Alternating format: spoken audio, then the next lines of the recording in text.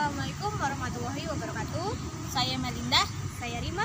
dan di sini kami bakal ngejelasin tentang psikologi kepribadian, tentang paradigma trait yang tokoh-tokohnya ialah Abraham Maslow, yang kedua Gordon Allport, dan yang ketiga William Haselden. Oke. Nah, sebelum kita masuk ke pembahasan, aku bakal ngejelasin apa sih itu psikologi kepribadian berdasarkan paradigma trait. Oke, psikologi kepribadian itu ialah suatu ilmu psikologi yang mempelajari tentang tingkah laku manusia berdasarkan trait. Nah, apa sih itu trait? Nah, trait ini itu maksudnya sifat atau attitude, bisa dibilang kayak suatu respon terhadap suatu stimulus yang mengenai suatu individu. Jadi, secara tidak langsung psikologi kepribadian berdasarkan paradigma trait ini, mereka melihat kepribadian seorang manusia itu berdasarkan dari sifat-sifat atau respon terhadap suatu stimulus seseorang. Begitu. Nah, di sini saya akan menjelaskan tokoh dari paradigma trait. Yang pertama itu Abraham Maslow. Abraham Maslow ini dengan pemikirannya yang humanisme. Pertama kita jelaskan dulu ya biografi Abraham Maslow. Abraham Harlow Maslow, yang biasa kita kenal dengan Abraham Maslow, lahir di Brooklyn, New York pada tanggal 1 April 1908. Dia meninggal pada 8 Juni 1970 di California pada usia 62 tahun.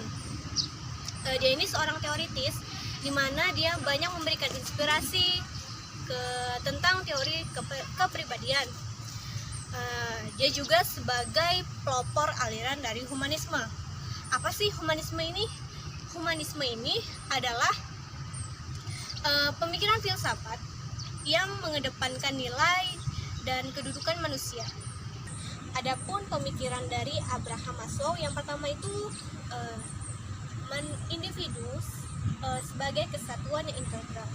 Salah satu aspek fundamental dari teori psikologi humanistik adalah di mana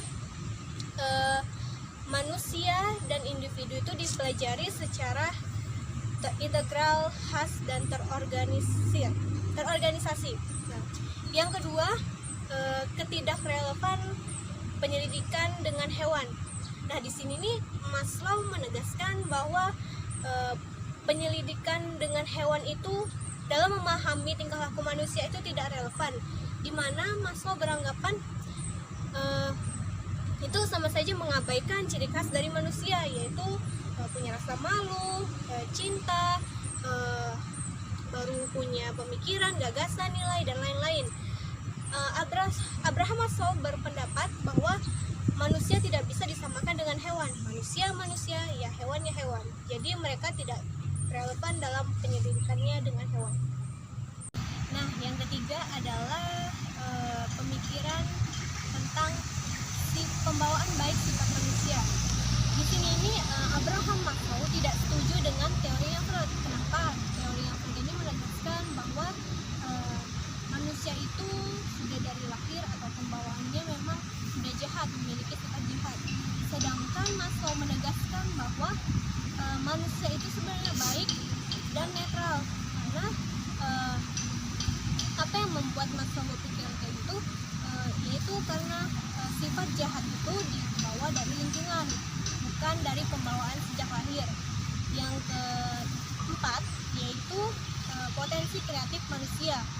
Maslow beranggapan bahwa manusia ini memang memiliki kreativitas yang memang sudah ada dari lahir, dan semua manusia itu memiliki kreativitas. Hanya saja ada faktor lingkungan yang membuat orang-orang ini kayak kehilangan kreativitasnya. Nah, ini pemikiran Abraham Maslow yang terakhir, yaitu di mana penekanan pada kesehatan psikologis.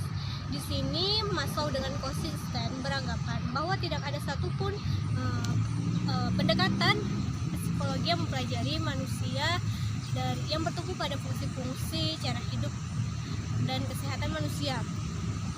Di sini juga Maslow tidak setuju dengan pemikirannya Freud, yang dimana Freud ini hanya mempelajari studi-studi manusia dengan melihat sisi lain dari kesehatan manusia yang negatif. Dan Maslow juga sangat tidak setuju dengan psikologi yang sangat menekankan sisi lain dari kehidupan manusia, di mana psikologi ini hanya melihat sisi negatif dari manusia dan tidak melihatkan sisi positif dari manusia itu sendiri. Oke, untuk yang kedua ini aku bakal ngejelasin tentang William H. Sheldon. William Herbert Sheldon. Nah, William Herbert Sheldon ini seorang psikolog kewarganegaraan Amerika. Dia itu lahir di tahun 1989 dan meninggal di tahun 1977. Nah, untuk pemikirannya sendiri, William H. Sheldon ini melahirkan tentang psikologi konstitusional. Apa sih psikologi konstitusional itu?